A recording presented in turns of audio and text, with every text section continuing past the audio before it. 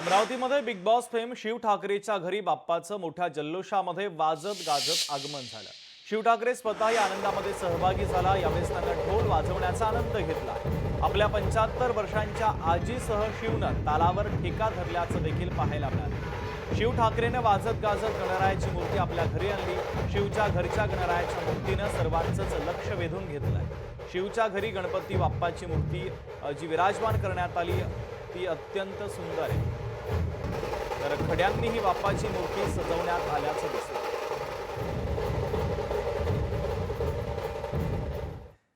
आपल्या महाराष्ट्राचा किंवा आपल्या पूर्ण भारताचा सगळ्यात मोठा फेस्टिवल मला वाटते आपला गणपती बाप्पाचं आगमन जेव्हा होते तो असतो।